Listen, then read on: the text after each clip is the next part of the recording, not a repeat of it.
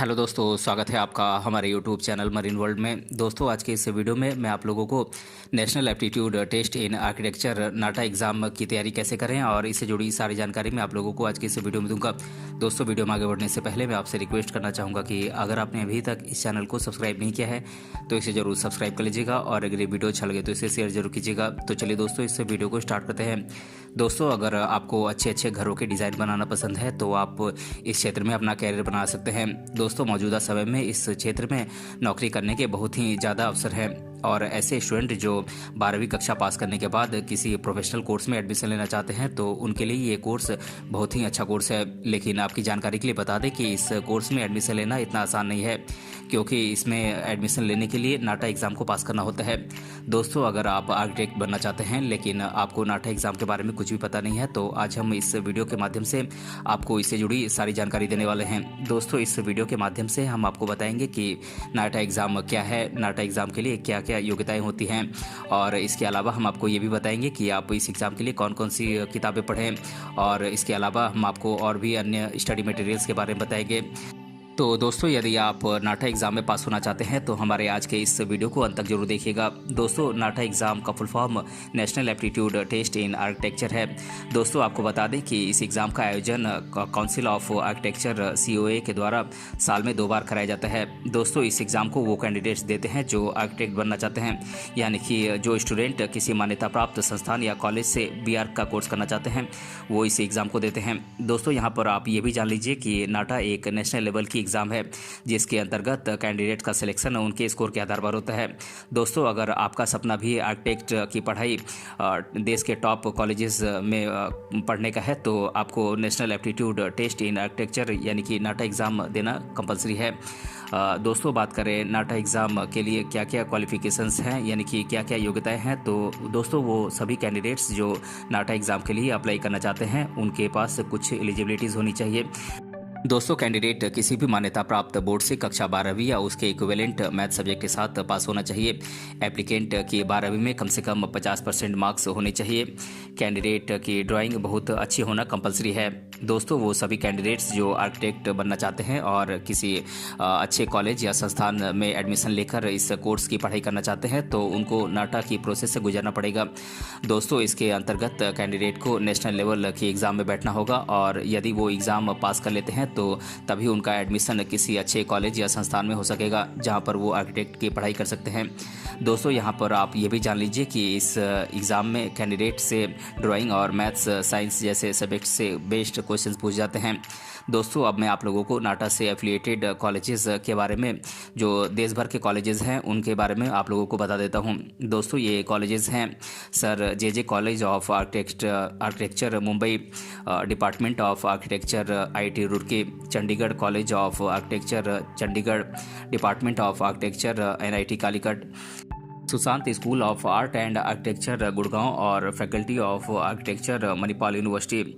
दोस्तों, NATA exam की तैयारी कोई भी कैंडिडेट उसी स्थिति में कर सकता है जब उसे उसके बारे में पूरा सिलेबस मालूम हो। दोस्तों, यहाँ पर आपकी जानकारी के लिए बता दें कि नाटा एग्ज़ाम में आपसे अलग अलग सब्जेक्ट से क्वेश्चन पूछ जाते हैं, जैसे कि मैथमेटिक्स, केमिस्ट्री, फिजिक्स, ड्राइंग और जनरल एप्टीट्यूड। दोस्तों, अब मैं आप लोगों को इन सब्जेक्ट्स के सिलेबस के बारे में डिटेल से बता देता हूं। दोस्तों, बात करें मैथमेटिक्स के सिलेबस की तो इसका सिलेबस है algebra, logarithms, trigonometry, coordinate geometry, dimensional coordinate geometry, theory of calculus, application of calculus, permutation and combination और स्टैटिस्टिक्स एंड प्रोबेबिलिटी। दोस्तों, बात करें केमिस्ट्री के सिलेबस की तो इसका सिलेबस है basic concept of chemistry, structure of atom, classification of elements and periodicity in properties, chemical bonding and molecular bonding, states of matter, solid, liquid and gases, chemical thermodynamics, equilibrium, block elements, organic chemistry, hydrocarbons और environmental chemistry. दोस्तों, बात करें physics के syllabus की तो इसका syllabus है electrostatistics, current, electricity, magnetic effect of current and magnetism, optics, atoms and nuclei और इलेक्ट्रॉनिक डिवाइसेस। बात करें जनरल एप्टीट्यूड के सिलेबस की तो इसका सिलेबस है mathematical reasoning, sets and relations. बात करें ड्राइंग के सिलेबस की तो इसका सिलेबस है understanding geometry and the ability to visualise shape, solve geometrical puzzles, understanding colour theory, दोस्तों नाटा एग्ज़ाम के तहत कैंडिडेट से 2 पेपर में एग्ज़ाम लिए जाते हैं, पेपर 1 और पेपर 2। दोस्तों बात करें पेपर 1 की, तो इसमें आपसे जनरल एप्टीट्यूड, मैथमेटिक्स, फिजिक्स और केमिस्ट्री जैसे सब्जेक्ट से क्वेश्चन पूछ जाते हैं। दोस्तों ये एग्ज़ाम ऑनलाइन होती है, जिसमें आपसे 125 क्वेश्चंस 200 मार्क्स से पूछ जाते हैं। दोस्तों इस एग्ज़ाम में आपसे 1 मार्क्स, 2 मार्क्स और 3 मार्क्स के क्वेश्चन पूछ जाते हैं। और दोस्तों इस एग्ज़ाम में कोई नेगेटिव मार्किंग का प्रावधान नहीं है। दोस्तों वहीं पेपर 2 में आपसे ड्राइंग से रिलेटेड क्वेश्चंस पूछे जाते हैं।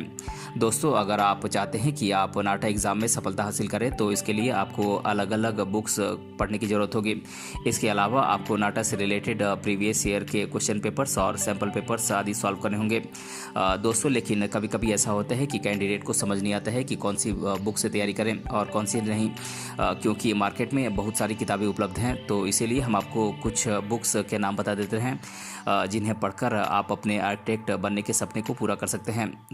दोस्तों ये बुक्स हैं verbal and non verbal reasoning book by R S. Agarwal, quantitative aptitude by R S. Agarwal, engineering drawing by N D. Bhatt, complete self guide for architect entrance examination by Arihant publication, mathematics class 11th and 12th by R S. Agarwal, previous year question paper और mock test आप solve कर सकते हैं।